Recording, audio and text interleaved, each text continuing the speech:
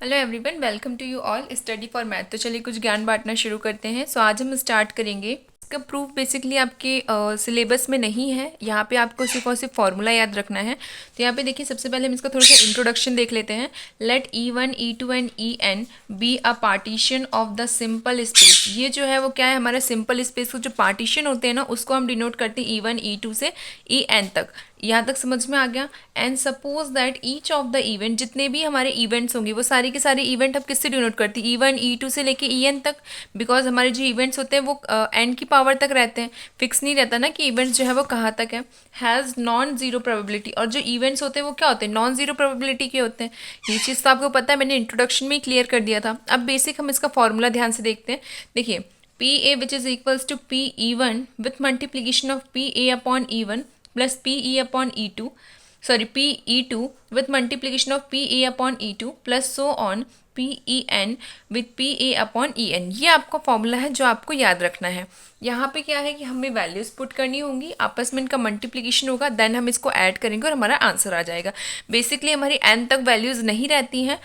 1 से लेके 5 तक सबसे ज़्यादा क्वेश्चंस में जो इवेंट्स है वो 1 से लेके 5 और 6 तक गिवन है।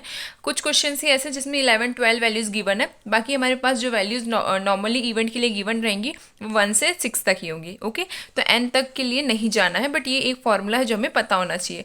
PA which is equals to summation I equals to 1 with n PEI PA upon EI। ये इसका बेसिक फॉर्म है। इतना क्लियर हो गया आप लोगों को? नेक्स्ट क्या है हमारे पास, बायस थ्योरम। बायस थ्योरम में ना आपका जो डी है वो क्या कहेगा, कॉमन इवेंट के लिए डिनोट किया जाएगा। कॉमन इवेंट जो रहेंगे वो आपके डिफेक्टिव होंगे। जैसे आपको क्वेश्चंस में गिवन रहेगा कि इतनी चीज़ें सक्सेस है, इतनी चीज़ें नॉट सक्सेस है, मतलब वो नॉट सक्सेस में वो डिफेक्टिव में आ गया। इतने बल्ब्स जो है वो जल रहे हैं और बाकी बल्ब जो है वो डिफेक्टिव है। तो जो डिफेक्टिव वाली चीज़ें रहेंगी ना, उन सारी चीज़ों को हम किससे डिनोट करते हैं, डी से डिनोट करते हैं। और इसका फॉर्मूला क्या होता है वो आप ध्यान से समझिए, क्योंकि ये फॉर्मूला जो है वो इंपॉर्टेंट है। PE2 upon D which is equals to PE2 with multiplication of P D upon E2 upon PE1 with multiplication of P D upon E1 plus PE2 with multiplication of P D upon E2 plus PE3 with multiplication of PD upon E3। ये जो है हमारा basic formula है किसका, बायस theorem का।